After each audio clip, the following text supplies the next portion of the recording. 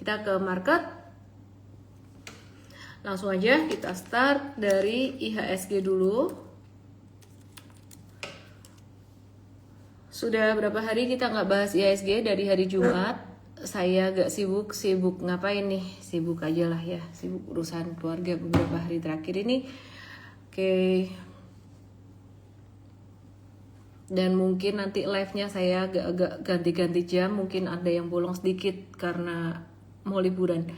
IHSG per hari ini ada breakout, lihat di sini, ini breakout di sini, ya. Yang bikin IHSG naik itu saham di SSA, teman-teman yang di tok-tok yang di YT, ya, di SSA itu naik mantul kayak gini. Setelah dia turun 10% hari Jumat kemarin, hari ini mantul. Tapi liquidity-nya kecil ya, jadi kita nggak pilih dia buat trading.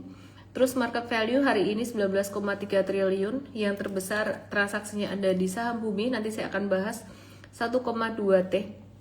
Terus GoTo 921 M, transaksi di pasar reguler. Kemudian Dewa ini 949 M, nanti kita bahas juga GoTo dan Dewa ini bagaimana. Terus AMMN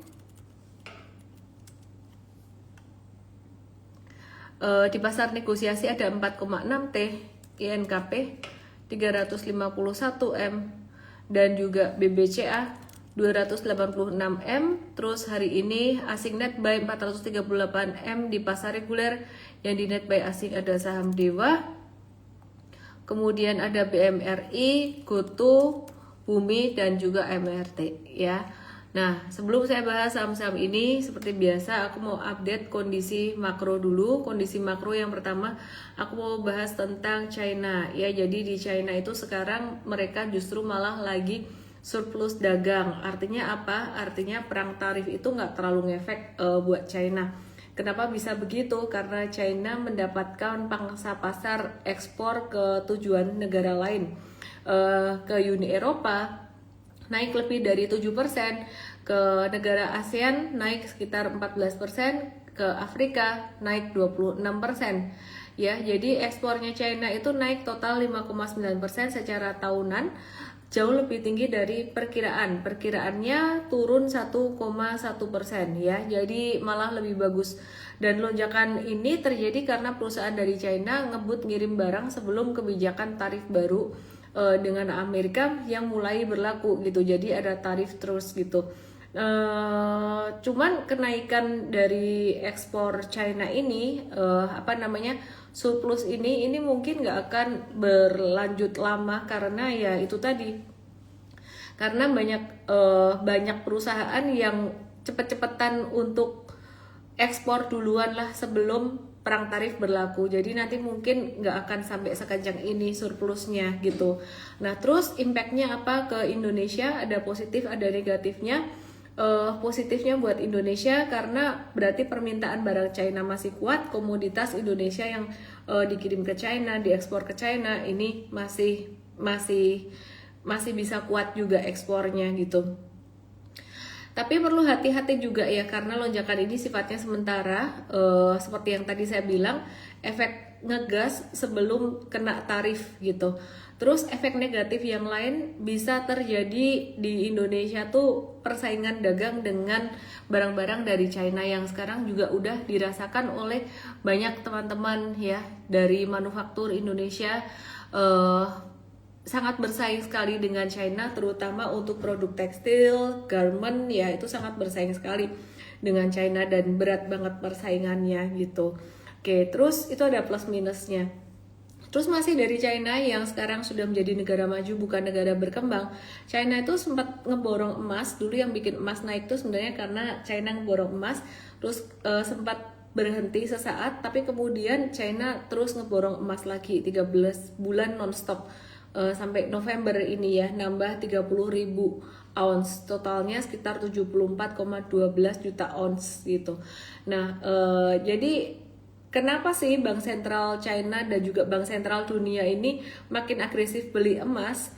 Tujuannya sih buat ngurangin resiko ketergantungan ke dolar Amerika. Jadi kayaknya China tuh sekarang benar-benar serius banget buat dia bersaing dengan Amerika dan tidak mau tergantung dengan dolar Amerika gitu. Bahkan sekarang PBOC, Bank Sentral China itu membuka layanan penyimpanan emas buat bank sentral negara lain, di mana ini tandanya sebagai tanda bahwa China itu ingin jadi pemain besar di pasar emas global. Nah, jadi mau memperkuat mata uang negaranya juga gitu ya. Nah, terus Presiden Prancis ini, sedikit kabar dari Presiden Prancis marah karena Uni Eropa makin tekor dagang dengan China. Jadi karena China banyak ngalihin ekspor ke Eropa, gantian nih, bukan cuma Trump tapi Presiden Macron mengancam bakalan mengenakan tarif impor untuk produk dari China, mirip kebijakan Amerika. Dan ikut-ikutan ya ceritanya ya. Jadi dia bilang kalau China nggak ngurangin surplus dagangnya atau nggak ngurangin ekspornya ke Uni Eropa, maka Uni Eropa bakalan ngambil langkah keras dalam beberapa bulan ke depan gitu. Jadi bakalan ngancem. Jadi kalau ada kenaikan tarif dari Uni Eropa ke China, barang China tuh sulit masuk ke Eropa, China akan mencari pasar lain dan Indonesia berpotensi kembali menjadi sasaran ekspor dan investasi China dan juga negara-negara di Asia Tenggara lainnya. Ini bisa berarti plus dan minus. Plusnya apa? Plusnya ya berarti iklim investasinya meningkat, tapi minusnya ya berarti kita dalam tanda kutip ya terjajah kalau kita nggak bisa mengembangkan atau bersaing dengan China itu sendiri gitu ya. Nah, jadi industri lokal tuh bisa tertekan produk murah dari China. Jadi siap-siap aja. Tapi foreign direct investment ke Indonesia bisa berpotensi naik. Itu seperti makan buah si malakama. Nah, sekarang gimana kabarnya Indonesia, cadangan devisa Indonesia gimana, rupiah gimana sebelum kita masuk ke saham-saham ya. Jadi teman-teman perhatikan di sini chartnya ada di IG aku, @ellenme_official. Cadangan devisa Indonesia mulai membaik di bulan Oktober dan November. Setelah kemarin sempat turun terus dari bulan Juli, Agustus, September dan mencapai level terendahnya di bulan September ya, mencapai level terendahnya di bulan September gitu. Jadi di bulan November cadangan devisa Indonesia ini naik tipis 0,13% secara bulanan. Jadi 150,1 miliar USD. Pencapaiannya ini karena penerimaan pajak dan jasa, penarikan pinjaman luar negeri pemerintah, dan juga langkah untuk menstabilkan rupiah dari Bank Indonesia gitu. Jadi good news ya, ini udah mulai naik. Nah, sekarang saya mau bahas tentang rupiah dan juga emas dulu. Ini penting buat para pebisnis juga, jadi bukan cuma buat pemain saham doang. Perhatikan di sini, teman-teman, ini rupiah dibandingkan mata uang USD dalam beberapa hari sejak 19 November sampai 3 Desember tuh memang turun ya. Jadi USD-nya turun, rupiahnya menguat. Tapi hari ini rupiah melemah ya, USD-nya jadi 16.685. Nah, ini pattern apa? Ini potensi membentuk pattern cup with handle. Sebenarnya belum terkonfirmasi, tapi cup with handle ini akan terkonfirmasi jika rupiah menyentuh level 16.770. Apakah bisa berpotensi? Ada potensi bisa. Jika apa? Jika BI menurunkan suku bunga, maka rupiah akan bisa kembali melemah. Nah, dalam 1-2 hari ini, dalam beberapa hari yang ini ya, beberapa hari ini di bulan Desember, The Fed bakalan nurunin suku bunga.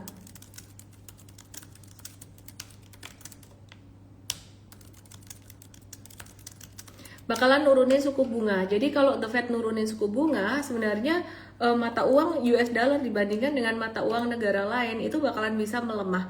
Dan ini memang sudah melemah, USD dibandingkan mata uang negara lain sudah melemah. Tapi rupiah kembali melemah. Jadi rupiah tuh sempat menguat sesaat pas di XY-nya turun seperti ini. Cuman ini di XY-nya belum naik, atau USD-nya sebenarnya dibandingin mata uang negara lain belum naik, tapi rupiahnya tuh udah mulai naik gitu ya. Jadi rupiahnya udah mulai melemah lagi, USD-nya sudah mulai naik dibandingkan rupiah. Nah, berarti ini yang melemah rupiah kita, bukan USD-nya yang menguat. Nah, kita lihat sekarang untuk harga emas bagaimana. Kabarnya katanya China ngeborong emas lagi. Kalau saya melihat pattern emas sampai per hari ini sebenarnya pattern besarnya trennya tuh lagi sideways antara 39 sampai 4366, dan dia sekarang lagi ketahan area resistance resistance kecil, resistance minor aja di level 42 dan ia berpotensi untuk bisa menguat ya. Jadi masih bisa naik. Ini aku kasih warna hijau. Ini masih bisa naik ya. Sampai per hari ini, apalagi dia breakout dari garis merah yang di atas ini. Ini aku ganti warnanya jadi garis oranye aja biar beda warnanya. Ya, ketika dia breakout dari garis oranye ini yang di tok-tok yang di YT ke Igoi aku untuk lihat chartnya _official. Perhatikan di sini ya, ini garis oranye breakout sejak tanggal 28 November. Ini artinya dia udah mulai keluar dari sideways pendeknya dan sudah mulai menuju uptrend dalam jangka pendek dan bisa breakout dari 4242 ini. Apalagi The Fed mau nurunin suku bunga waktu Amerika tanggal 10 Desember jam 2 siang, sedangkan waktu Indonesia itu berarti 11 Desember jam 2 pagi.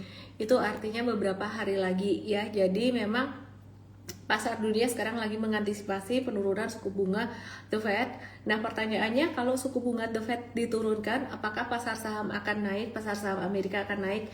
Belum tentu. Kenapa? Karena informasi ini sudah tersebar luas, sudah diserap market, sudah direspon market jauh-jauh hari sebelumnya. Jadi pasar saham Amerika juga sudah naik jauh-jauh hari sebelumnya.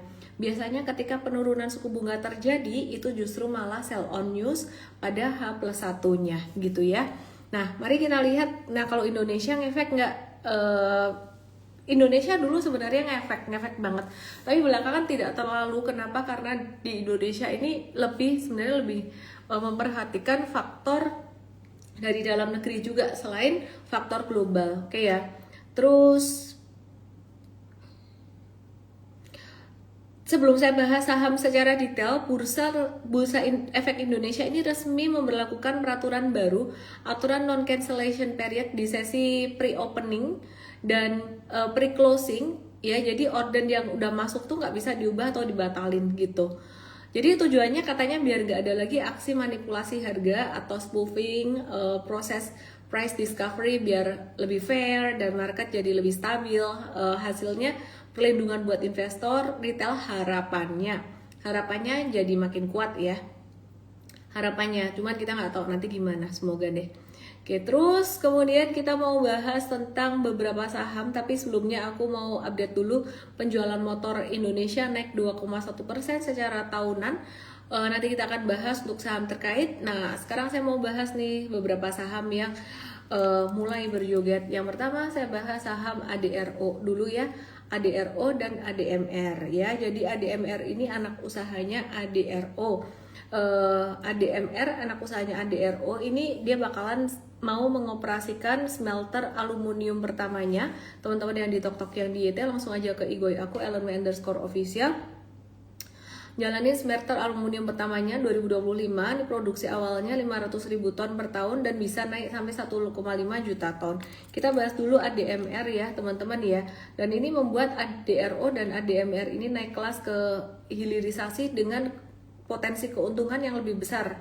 Jadi punya sumber keuntungan baru, terus resiko bisnisnya lebih kecil karena nggak cuman bergantung ke komoditas mentah aja. Teman-teman yang di tok-tok yang di YT langsung ke Igoi aku untuk lihat chartnya ya teman-teman semua. Lagi-lagi pattern falling wedges hari ini ADMR-nya breakout 12% ya, breakout 12% hari ini. Teman-teman yang nggak punya ADMR mungkin bisa ikut M-Trade. Halah. Habisnya M-Trade ini udah ada ADMR dari kapan nih? Indostox, kita buka Indostox ya. Jadi mari kita lihat. Saya mengantuk guys, tapi saya suka sih nge-live, selalu senang. Cuan 38%, M-Trade jangka menengahnya udah cuan 38%, kemarin pas turun kok nggak dijual. Simple aja, karena gambar cycle-nya masih bagus, turunnya juga masih konvergen. Jangka pendek cuan 8%an M-Trade ya, 8 atau 9%, ada yang 10%an gitu. Jadi buat yang belum punya, kalian wait and see on retracement, atau kalau kalian nggak mau pusing dapat bimbingan dari M-Trade, ikut M-Trade aja. Tapi janji sama aku, kalau kalian ikut M-Trade bukan cuma ngeliat trading ideas, bahaya banget, karena kamu harus nonton akademinya yang ini, yang ada bendera Indonesianya ini ya. Kalau yang US Academy itu udah buat kakak-kakak kelas kalian yang udah di M-Trade udah lebih lama dan udah katam dengan market Indo udah nggak nanya-nanya lagi kayak, oh ini hari ini naik turun gimana, kayak gitu. Nah itu baru boleh naik kelas ke US Stocks. Oke, mari teman-teman kita lihat untuk saham ADRO-nya. ADRO perhatikan di sini. Ini saham ADRO di sini hari ini juga baru breakoutnya 4,68%, dan beberapa hari yang lalu kita tuh sebenarnya sempat review buy, tepatnya bukan beberapa hari yang lalu ya, di akhir Oktober, dan juga di awal Oktober kita juga review buy. Jadi jangka menengahnya kita tuh sebenarnya nunggu lumayan lama. Aku balik ke ADMR dikit buat kalian yang punya ADMR di M-Trade jangka menengah cuan 37%. Satu hal yang kalian perlu sadari, ini belinya dari bulan September guys, sebelum dia breakout gitu. Jadi kalian jangan berharap kalau ikut M-Trade mau cuan puluhan persen atau ratusan persen dalam 1-2 hari. Jadi ini take ke 2,5 bulan, 2 bulan lebih ADMR. Terus kemudian ADRO, mari kita lihat ADRO ini ya, ADRO ini dia M-Trade ada sejak waktu itu 8 Oktober ya, jadi nunggunya lumayan ya. Bahkan akhir September pas dia benar-benar dapat di bottom. Kalau kalian perhatiin ini tuh benar-benar bottom banget ya, bottom banget, di bawah banget, bottom market banget gitu. Jadi nyolong start di bottom market banget. Ini pengembangan sebenarnya strategi. Kalau dulu kan breakout terus, ini dapat di bottom market, nyolong start, kemudian ini naik sekitaran, dapat cuan sekitaran 12%-an atau 13%-an per hari ini, dan ini baru awal. Wih, seneng semuanya. Cuman yang kalian perlu pahami, kalian perlu ketahui adalah ketika saham naik itu dia ada sideways turunnya, turun dengan volume transaksi kecil. Dia ada sideways turun dengan volume transaksi kecil, dia ada sideways turun dengan volume transaksi kecil. Itu yang kalau orang-orang nggak tahu, orang di luar nggak tahu, orang awam nggak ngerti, itu bakalan takut banget gitu. Makanya teman-teman, kalau kalian mau belajar bareng M-Trade itu kan lebih bagus karena kalian dapat guidance. Oke, sebentar aku colokin charger dulu.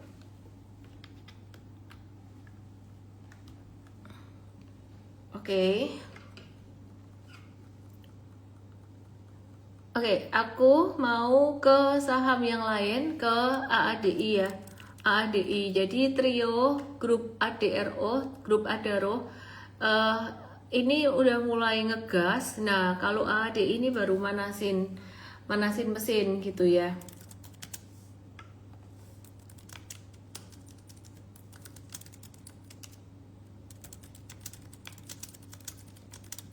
Oke, ya, jadi ini baru manasin mesin di sini.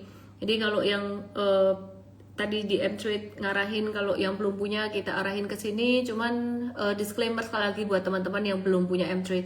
Tapi trennya jelek banget, enggak ini nggak jelek. Ini dia habis bagi dividen aja, dan cuannya M-Traders banyak kemarin ya. Kok bisa?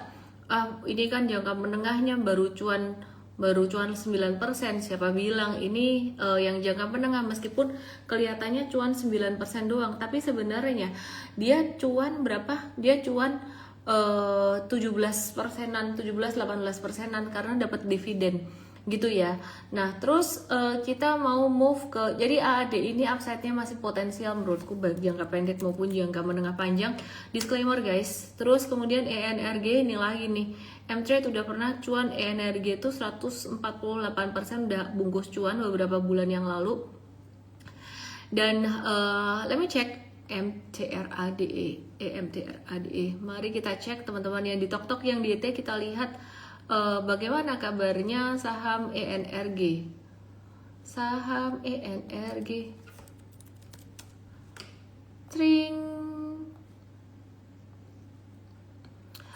Cuan 43-52%. Tapi kalian masih tahu ini review buy-nya pada tanggal berapa? 11 November. Mari kita tandai 11 November itu di sini, saya 11 November di sini. Nah, ini pas mulai aktif nih, 11 November ya saya. Nah, jadi teman-teman yang mau cuan bareng M-Trade sampai multi bagger gitu, itu kalian harus ngerti bahwa itu tidak terjadi dalam semalam. Kita punya time frame memang agak gede ya. Ada yang bilang investing nih, kagak, ini trading. Kenapa? Karena yang bilang kayak gitu tuh scalper. Oh, Ellen mah investing, bukan, itu trading. Kalau investing mah tahun-tahunan dan pakainya analisis fundamental. Ini masih banyak kan pakai chart. Tapi bukan cuma sekedar analisis teknikal doang. Kalau analisis teknikal itu kan cuma kayak pakai pattern apa segala macam ya. Ini sebenarnya metode super trader. Metode super trader itu kita ngebaca cycle dan juga kita pakai money management yang strateginya memang strategi super trader gitu. Oke, nah jadi pertanyaannya yang udah punya ngehold aja, yang belum punya tolong jangan dikejar karena dia udah di atas banget gitu. Jadi ya congrats buat M traders. Wah, tapi yang dibeli kebetulan sahamnya yang saham pas turun, saham yang pas naik nggak dibeli. Maka dari itu sebenarnya aku ngajarinnya tuh ngetes dulu aja. Jadi fokusnya bukan di awal banyak-banyakan cuan. Kalau di M-Trade tuh kita bagi 10%-an atau 5%-an bahkan kalau yang baru mulai belajar saham, very konservatif kayaknya. Tapi ini sebenarnya langkah awal buat teman-teman yang baru mulai belajar bersama kita. Itu bisa mendapatkan saham-saham yang secara statistik bisa ikutan cuan juga. Jadi kita nggak ngajarin kayak modal gede dihabisin satu saham. Itu kayak untung langsung, kalau rugi langsung. Itu bakalan orang jadi nggak bisa semangat buat belajar. Nah, jadi meskipun secara nominal nggak banyak, tapi kalau pernah nembus sekali cuan sampai puluhan persen bahkan sampai 100%, itu di psikologi trader, psikologi kita itu ada kayak sesuatu yang dijebolin juga gitu ya. Jadi yang dijebolin apa? Yang dijebolin adalah mental blocknya. Jadi melatih psikologi kita sebagai seorang trader menurut saya itu sangat penting sekali. Tidak hanya sekedar cuan-cuan saja. Di awal masuk di saham yang perlu dilatih itu psikologinya dulu. Begitu udah pernah cuan pertama kali sampai cepet hun atau puluhan persen, beliefnya berubah. Dari yang awalnya saham nggak bisa cuan itu mulai bisa cuan dan seterusnya. The rest teman-teman tinggal atur saja. Asalkan jangan pas naik ketinggian masuk di atas gede gitu ya. Oke, kita lanjutkan lagi. Jadi energi ini dia juga expansionnya lumayan agresif ya. Dia tuh mengakuisisi 3 blok migas baru di 2026 dan dia baru nemuin cadangan gas besar di Sengkang dan sekarang plus jadi pemilik penuh blok Kangean dan semua ini bikin prospek produksi jangka panjangnya makin kuat dan ini membuat investor suka sama dia dan diakumulasi dari Juni 2025. M-Trade masuknya enggak dari Juni 2025. Tunggu lihat dulu ini. Kita dulu sudah pernah trade dari bulan apa nih? Dari bulan Juni 2025 juga saya gitu. Nah, tapi kita pengambilan keputusannya benar-benar berdasar chart. Waktu itu kita sempat jual profit taking dan di sini kita masuk lagi. Oke, terus kemudian kita ke Bumbum. Jadi masih temanya Konglo Boy Tohir dan juga Konglo Bakri ganti-gantian yang banyak ngasih cuan belakangan ini.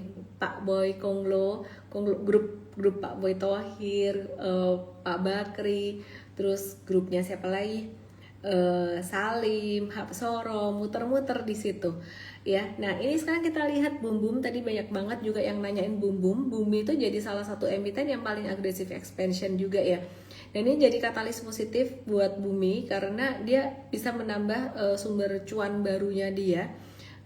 Dia ngeborong 3 tambang baru si Bumi ini, masuk alumina, tambang emas dan segmen non batu baranya udah 17%, mau dikejar jadi 50% di 2031. Hari ini ada naik ya, tapi volumenya nggak gede, bisa naik dalam jangka pendek.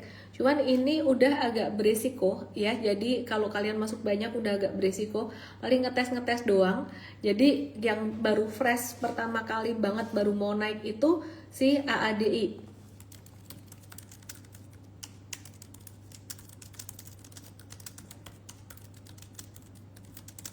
Ya, jadi AADI itu yang baru banget. Kalau kalian lihat AADI itu sebenarnya posisinya tuh mirip kayak Bumi pas lagi di Oktober kemarin gitu. Nah, kalau ADMR sama ADRO tuh kayak bumi di 10 November. Nah, ADMR udah kayak bumi di 11 November gitu. Jadi ini grup, menurut aku grup Thohir punya Pak Boy Thohir itu belum, atau grup Saratoga lah ya. Grup Saratoga itu punya ada benang merahnya. Saratoga tuh belum banyak naik gitu. Oke, terus Bumbu, kalau aku sebenarnya lebih suka dia sideways lagi sehingga naiknya tuh bisa jauh. Tapi kayaknya ini udah ada mau tanda-tanda breakout lagi. Yang punya hold dulu, yang belum ada kalau mau ngincip boleh breakdown dari 236, batasin resiko atau stop loss ya. Aku mau move ke saham yang lain. XCL ini rame banget dari Jumat kemarin ya, dan M-Trade juga udah masuk juga di XCL ini. Tapi beli breakout ini, bukannya long start ya. Jadi XCL ini dia ada mencatatkan transaksi penjualan saham murah, divestasi atau melepas saham murah sebanyak 4,33 miliar lembar gitu. Sehingga XCL ini atau XL Smart Telecom ini bakalan nerima duit sebesar 1,87 triliun. Nah, jadi teman-teman kalau diperhatikan harga jualnya tuh jauh di bawah harga saham murah yang pada saat itu di level 8850 gitu. 95% di bawah harga market. Nah, pertanyaannya, memangnya XL nggak rugi gitu, XCL nggak rugi gitu kepemilikan murah di XCL ini? Sebenarnya berasal dari mergernya dengan Friend. Waktu itu XCL mergerin Friends kan udah nggak ada ya, itu terus dapat saham murah gitu loh. Nah, terus malah dilepas gitu. Jadi meskipun XCL ini menjual murah di bawah harga market, XCL tuh masih tetap untung 1,44 T gitu. Terus jadi duitnya dia cuan dari penjualan saham murah, duitnya mau dipakai buat pembayaran dividen XCL sebesar 2,89 triliun. Makanya kemarin harga sahamnya lumayan naik karena dipakai buat bayar dividen juga. Nah, terus hanya saja kas dasar kas XCL ini cuma 1,36 triliun ya, jadi otomatis ada kekurangan kas untuk bayar dividennya gitu. Bingung gak sih kalian yang nggak ngerti akuntansi? Mungkin perusahaan tuh bisa untung tapi kasnya nggak ada tuh bisa loh gitu. Nah, terus kekurangannya dari mana? Makanya banyak yang mengaitkan kalau penjualan murah oleh XCL tuh buat bayar dividen yang jatuh tempo. Cuman belum ada keterbukaan informasi ya, jadi perlu dikonfirmasi dari pihak XCL-nya sendiri, disclaimer. Oke ya. Nah, jadi makanya sahamnya naik tuh karena investor mungkin berharap akan dividen ini, melihat manajemen serius ngasih value meskipun masih belum cuan gitu. 2 hari volume transaksi tinggi, jangan dikejar, kalau mau masuk tunggu retracement sekitaran 3 ribuan. Kita mau move ke Unilever, ada dividen interim di Unilever.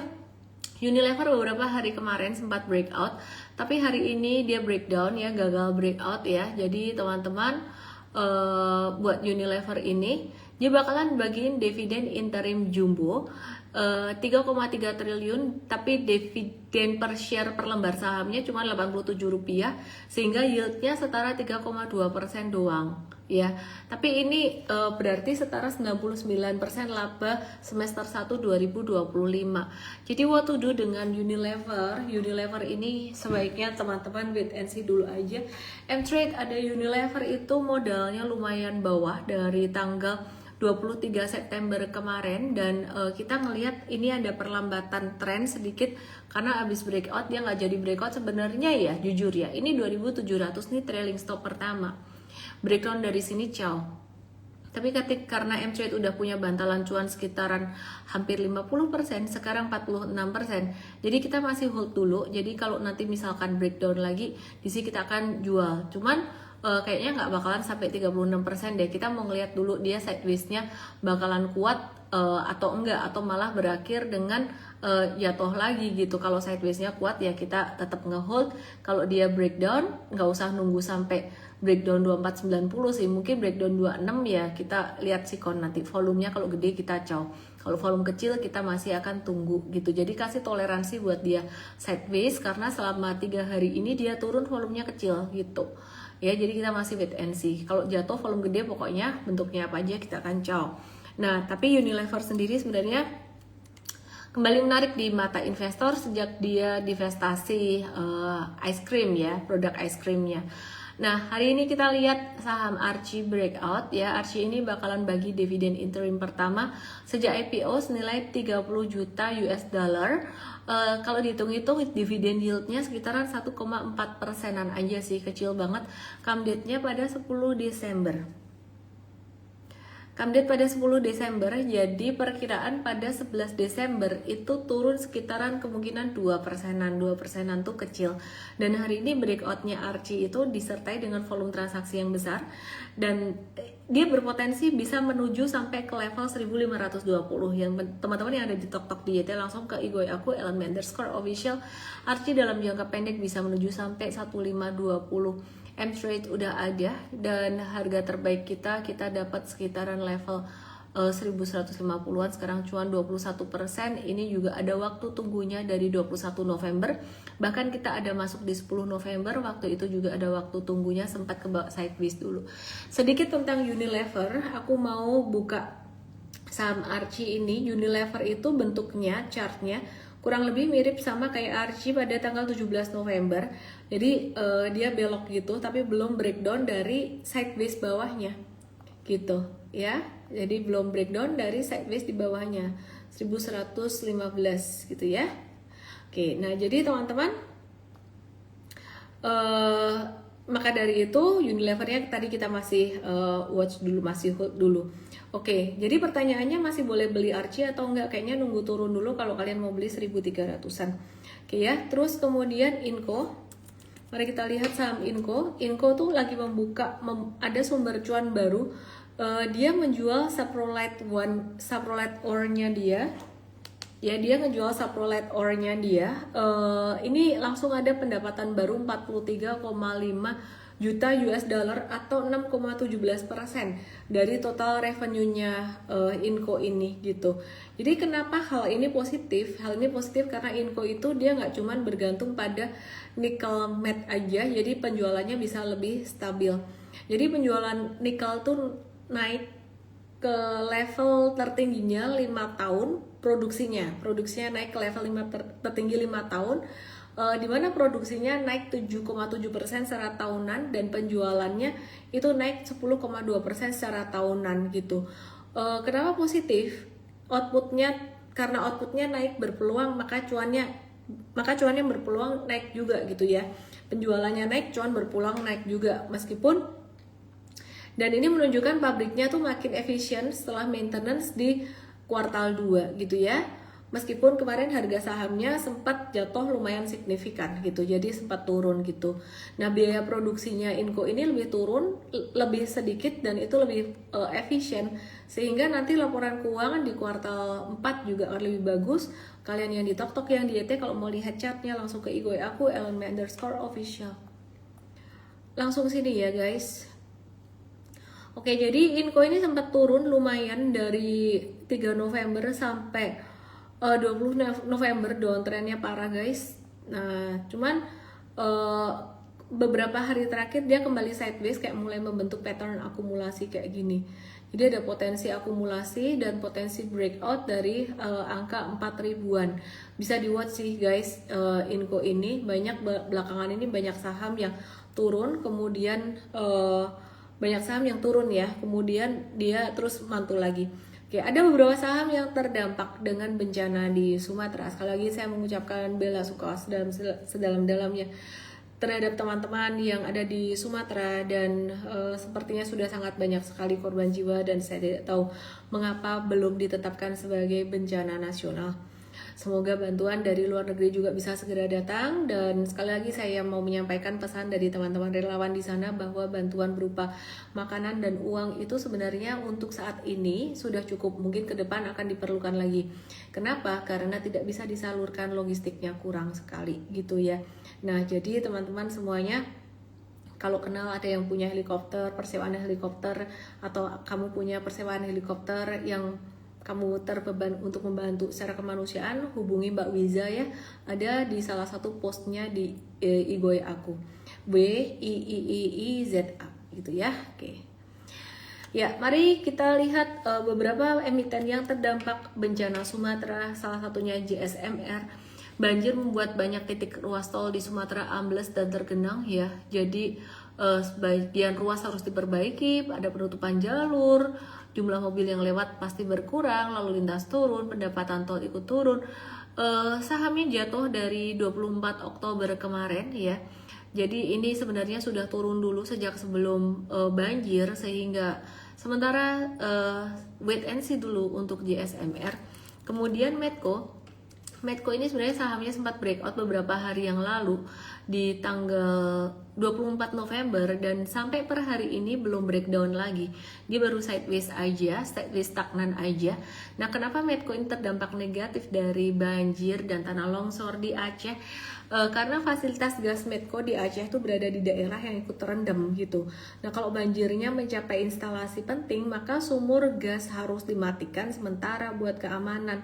Nah, saat dimatikan ini tidak ada produksi, tidak ada pendapatan. Nah, setelah banjir surut masih ada biaya pemulihan fasilitas, sehingga banjir bisa membuat pendapatan migas dari fasilitas di Aceh ini bisa berhenti sementara gitu. Nah, jadi sementara chartnya masih belum jelek, tapi kayaknya nanti tetap harus ada pembatasan risiko di bawah 1260. Oke, kemudian UNTR, jadi tambang emas Martabe itu yang punya UNTR ya, ini bergantung pada jalan darat untuk memasok kebutuhan operasional ya, seperti bahan bakar solar, bahan bakar kimia, olahan emas dan sebagainya, dan alat berat gitu ya. Nah, jadi teman-teman di sini perhatikan, ini UNTR ada sempat turun, hari ini lumayan signifikan, tapi kalau aku melihat ini bukan karena banjir, karena ini merespon tanggal 4 Desember itu naik udah terlalu tinggi. Jadi ada di sini koreksi normal gitu ya. Wait and see dulu gitu. Terus kemudian ANJT ini perusahaan perkebunan tepat berada di zona banjir, tapi sahamnya juga ini Tapanuli Selatan, tapi sahamnya memang enggak trennya enggak oke, liquidity enggak oke, jadi kita skip dulu aja. Kemudian ada PT Toba Pulp Lestari TBK Inru, banjir besar ya, jadi berdampak juga. Inru punya kebun pohon eukaliptus yang luas tersebar di daerah pegunungan Tapanuli, ini terdampak juga, tapi salah chart Inru yang di luar. Tapi ini chartnya juga dia nggak liquid, trennya kurang oke, jadi wait and see dulu aja teman-teman semuanya. Kita mau move ke sektor kertas, pulp and paper. Saham TKIM ya hari ini sempat naik, dan kalau bacaan chartnya bagaimana, dia sudah breakout pada tanggal berapa nih? Tanggal 28 November dengan volume transaksi tinggi, dan sekarang ini lagi normal correction, jadi it's a beautiful retracement, beautiful correction juga ya. Terus kemudian TKIM ini dia laba bersihnya tahunan naik 107,7%, jadi 213,22 juta US dollar. Dihitung aja berapa ya itu labanya ya. Naiknya laba bersih itu didukung dari sisi bottom line, dan juga pendapatannya turun 2,7% secara tahunan dia, tapi laba bersihnya naik gitu. Nah, biasanya kalau kayak gini tuh keuntungannya tuh bukan dari operasional kalau pendapatan turun, tapi biasanya karena penghematan atau karena keuntungan dari kurs. Sorry ya, aku mau ngecas yang di YT baterainya habis sebentar. Oke, terus kita mau lihat bagaimana kabarnya dengan INKP. Yuk teman-teman yang di tok-tok yang di YT ke aku Elementor Score Official. Jadi Tekim ini ada potensi sampai ke level 8.000, ada potensi sampai ke 8.000 dalam jangka pendek. Kemudian INKP ini dia ada potensi juga, INKP malah udah breakout. Dia berpotensi untuk lanjut naik, INKP lebih uptrend. Jadi kalau TKIM itu belum breakout dari sideways gedenya, tak kalau INKP sudah. Dalam jangka pendek bakalan menuju 9150. Kalian kalau mau beli dekat 8375, lebih rendah resiko ya. Aku ke US stock sedikit ya. Karena US stock ini juga pastinya akan sangat mencerminkan sekali apa yang terjadi di seluruh dunia, dan di Indonesia nanti bisa terpengaruh, nggak bisa terpengaruh say. Nah, sedikit kita melihat Dow Jones Industrial Average sempat turun signifikan beberapa waktu yang lalu, kemudian naik lagi lumayan signifikan. Kemudian kita lihat ya indeks Nasdaq ini dia naik lumayan signifikan juga. Setelah turun dia patah dari MA50 nya. Kemudian kita lihat indeks yang lain lagi, S&P 500 ya. S&P 500 sempat patah turun dan kemudian naik lagi. Apa artinya 3 indeks ini dan apa dampaknya ke market Indonesia? Kita melihat bahwa 3 indeks ini sebenarnya sudah agak capek naiknya. Artinya apa? Selama periode uptrend dulu tuh nggak pernah jebolin MA50, kemudian 3 indeks ini sudah mulai jebol MA50 dan kemudian dia naik lagi. Dia sampai hari ini belum berhasil menembus all time high-nya. Teman-teman yang di TokTok, yang di YT, all time high saya tunjuk di Igoi saya di sini. Dan di sini juga sama. Di sini ya. Terus dan di sini ini juga sama. Nah, jadi teman-teman kalau kalian melihat banyak saham Amerika yang sempat waktu itu sempat turun, ya ada beberapa sentimen kemudian naik lagi. Be very careful ya, di US stocks kita ini udah mulai ada beberapa yang cuan ya. Salah satunya adalah saham Lumen, jangan dibeli guys ya, udah saham Lumen. Tapi kita sudah mulai siap-siap untuk profit taking ya. Jadi Lumen ini sempat naik lumayan signifikan, terus kemudian turun lagi 2 hari ini. Kita udah mulai siap-siap untuk profit taking. Jadi di M-Trade tidak hanya ada bimbingan atau edukasi untuk Indo Stocks, tapi kita juga punya US Stocks ya. Kita punya US Stocks ya, supaya menambah wawasan teman-teman semuanya. Mari kita lihat sedikit saham Netflix sebelum saya ke Q&A saham Indonesia. Wah, ini bimbingan untuk US Stocks-nya buat siapa? Untuk alumni M-Traders Indo atau M-Traders Indo aktif yang sudah katam dengan market Indo dan katam dengan ilmu super trader kita. Netflix sempat breakdown dan kemudian kemarin sempat naik sedikit tapi kemudian ditutup turun lagi karena sentimen positif, kabar dia negosiasi akuisisi Warner Bros dan HBO Max, dan ini merupakan satu kabar yang sangat bagus sekali sehingga kita lagi watch Netflix ini untuk buy on retracement ya, kita lagi watch secara internal. Kemudian SpaceX kita lihat ya teman-teman. SpaceX itu dikabarkan mulai IPO di akhir 2026 ya. SpaceX, saya pernah ke sana tuh. Jadi keren banget tempatnya ya. Roket. Ada fotonya kalau nggak percaya, Cie. Ntar kapan-kapan saya post deh. Oke ya. Jadi mau IPO di semester 2 2026 dan bakalan jadi IPO yang bagus. Oke, terus Robinhood ya. Robinhood, platform keuangan asal Amerika, itu resmi mengakuisisi Buana Capital Sekuritas. Wow, Robinhood masuk ke Indonesia guys. Tambah lagi pemain baru perbrokeran persekuritasan. Dan Coinvest itu diakuisisi sebagai langkah masuk ke pasar kripto Indonesia dan US Stocks Indonesia. Mantap.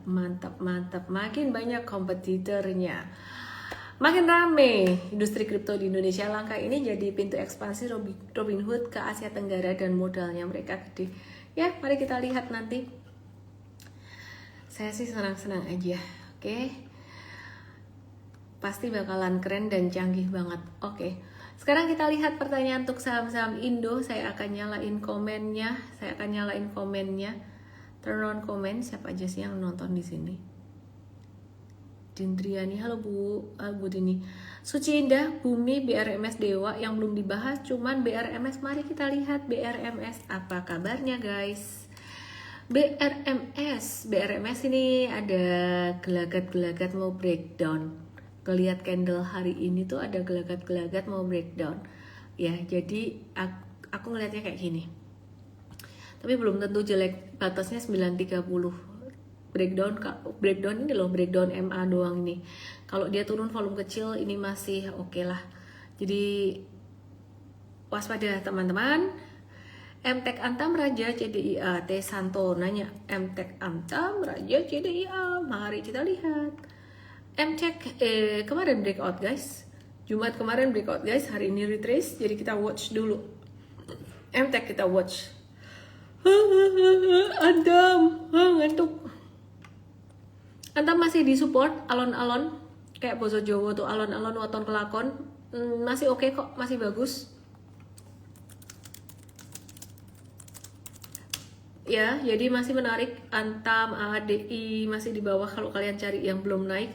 Terus Raja Raja. Ini bisa naik tapi sideways-nya pendek doang, jadi kalau naik tuh riskan, resikonya lumayan juga gitu. Jadi kita tinggal nge-hold aja. ADRO, AADI, Antam sudah aku bahas, Share Geraldi, BBTN, BBCA, Medco Indi. Medco udah aku bahas, berarti BBTN, BBCA, Indi. BBTN, BBCA, Indi. BBTN sementara cowok dulu deh guys, kalau kalian baru beli. Wait and see dulu, jangan masuk dulu. BBCA juga waktu tunggunya bakalan jadi agak lama.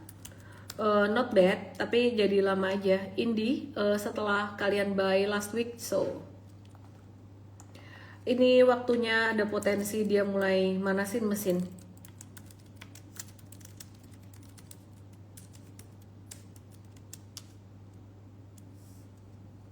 Oke. Terus CDIA Ratu TPI aku mulai bacain komen. CDIA teman-teman yang di TokTok yang di IT langsung aja ke IG aku @elan_official. CDIA sampai per hari ini masih nice retracement, not really beautiful but it's nice. Turun dengan volume transaksi normal sampai 1925. Goto ya. Sebenarnya kita pengen loh nge-call Goto ini, cuman di bawah 100. Ya jadi kalian trading mandiri aja. Ini inverse head and shoulders. Ya, jadi ini kapan hari ini coretan saya dihapus sih. Aku sempat ngegambar, tapi kalian pasti ingat lah ya, kalian yang di live pasti ingat. Aku pernah ngegambar dia potensi membentuk inverse head and shoulders gitu. Tapi ini kapan hari aku ngegambar kayak gini, terus dihapus gitu. Yaudah aku gambar ulang. Belum breakout dari inverse head and shoulders, dia udah potensi naik, kelihatan banget ada akumulasi di sini. Tapi kok M-Trade nggak call buy sih di bawah 100 ya, kita consider deh ya, resikonya lumayan tinggi. Oke ya. Haji Isam miss tiba-tiba arah, nggak tiba-tiba sih sahamnya, dia memang sering begini, sering arah terus turun arah. Ini baru arah pertama lagi gitu, biarin aja. Oke, bisa naik, cuman resikonya lumayan gede. Coba lagi di support, ini mirip kayak Antam bentuknya, bisa di watch ya guys. Oke, terus Tins M-Trade udah profit taking, Nopec Hun 200%, dan ini udah bentuknya rising wedges, rawan profit taking sih. Kita udah baca udah profit taking, jadi kita kalau dibawa turun ya asik aja, kita akan masuk lagi. MNCN wait and see dulu. CBDK ketinggian guys, kita udah siap-siap profit taking loh. M-Trade ada sejak tanggal 14 November pamer, terus nih ada US stocks-nya. Haha, mari kita lihat. I'm so proud with my team, everyone, I'm proud of them. Keren mereka. Keren.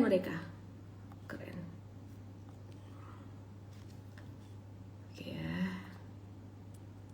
Yang di belakang layar keren banget, 44%. Oke. CBDK rawan profit taking, kalau dia jatuh kita mau masuk lagi, ditungguin yang pas turun. Kita kayaknya siap-siap mau profit taking deh. Bentuk chartnya udah kecil banget di atas. Oke, terus P1 nggak dulu, bakalan lambat. MBMA kita watch ya, kita mau watch MBMA.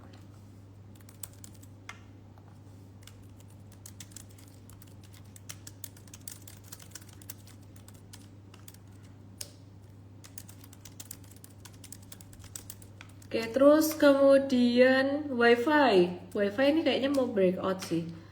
Cuman ngelihat patternnya yang sering jebolin support di bawah nih. Aku kasih kamu garis merah ini, jangan dihapus ya guys. My team, ini sakral garis ini. Kenapa? Ini garis support yang dimana kalau ini saham suka breakout dari high terus dijebolin lagi.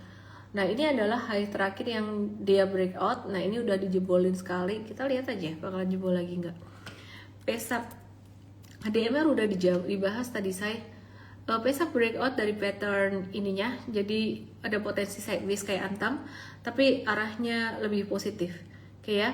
Terus aku bingung, banyak banget saham yang ditanyain. BRPT lagi bentuk pattern symmetrical triangle. Harum ini mirip-mirip kayak Indi, mirip-mirip kayak Medco, not bad. Jadi kita masih watch juga nih. Harum masih oke ya, masih oke, masih bisa di watch gitu. Oke, sementara kayak gitu dulu guys, aku ngantuk banget dan see you tomorrow. Trading saham tuh santai aja, gak perlu terburu-buru.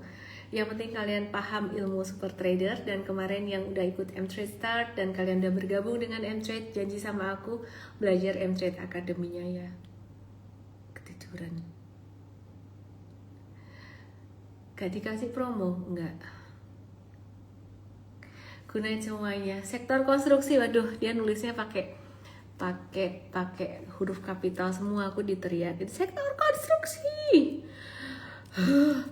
bangun, nggak boleh ngantuk. SSIA oke. PTPP nggak kemana-mana, sideways aja. Adikarya nggak kemana-mana, sideways aja. Iya jujur aja toh begitu, sideways aja, sama-sama. Bu Jumela tiap hari cuan bertambah. SSIA jangka pendek rawan profit taking guys, jangka pendek divergen, jadi aku melihat dia bakalan ada potensi koreksi atau retracement, but it's kind of normal retracement, bisa sampai 1700 atau 1600 begitu saja. Cuan sudah aku bahas tadi, belum ya cuan ya. Cuan ini M-Trade ada, ini M-Trade cuan saham cuan cuan saham cuan 22-32%, kita lagi nunggu turun sampai 2490-an. Ini hari apa ya? Aku kayaknya ada flight malam. Aku flight malam tanggal berapa ya aku flight malam ya? Aku kabarin deh nanti ya. Dewa, dung aku ditinju tadi. Dewa udah tak bahas loh, tak tinju balik kamu. Dewa, dung dia tinju sambil ketawa. Belum. Ya nggak boleh ninju balik ya, orang belum ya. Remove 12 drawings. Let me see. Dewa, dia ninju aku. Maaf terlambat, Archie gimana? Lihat rekaman dah, udah dibahas tadi. Dewa kita udah sell. Cuan terus nih, hijau terus Dewa, banyak. Dewa lagi sideways, Jumat jatuhnya kayak gini, biarin sideways dulu deh. Agak nggak oke gara-gara Jumat kemarin. Ini buy-nya antara breakout 470 atau kalau pas turun kena 418. Ngantuk. Please bikin combo M-Fast plus M-Trade 1 tahun dong. Oke siap, aku kasih tahu tim aku ya, biar mereka yang ini. Udah ya, good night. Ngantuk. Ngimpinya apa? Ngimpinya AADI, Antam, apa lagi tadi? Harum, apa lagi ya tadi ya? Kalian ingat nggak tadi aku ngomong apa aja? Loh lupa toh? Apa tadi?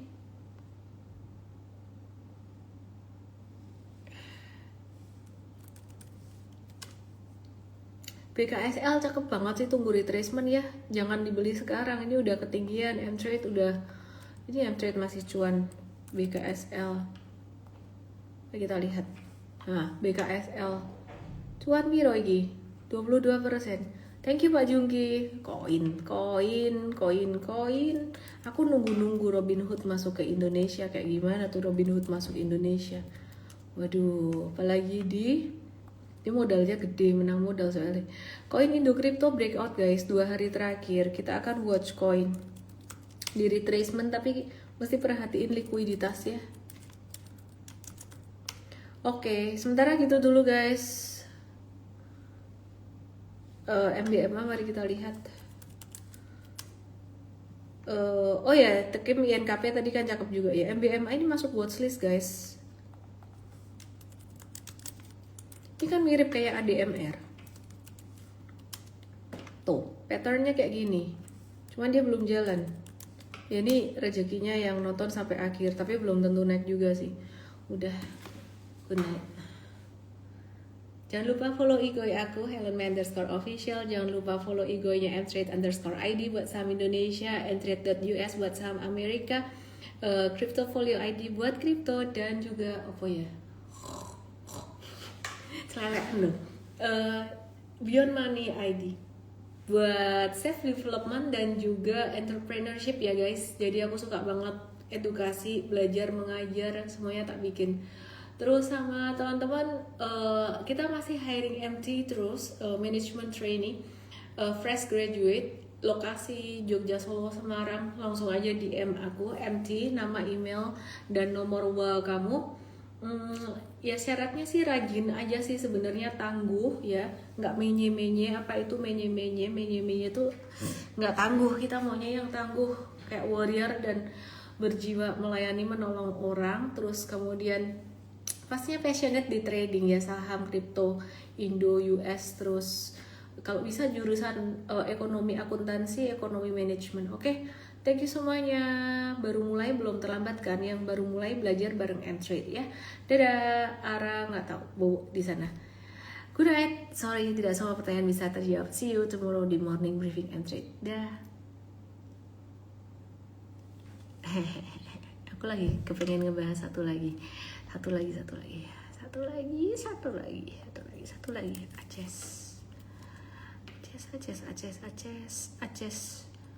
Kok Aces yang ini? Aces Indonesia. Kok Aces yang ini sih? Asko, muter-muter. Bottom banget sih, support banget sih, tapi ini bakalan lambat gerakannya. Oke? Gak ada komoditas, gak ada konglonya. Ya wes gitu aja. Good night.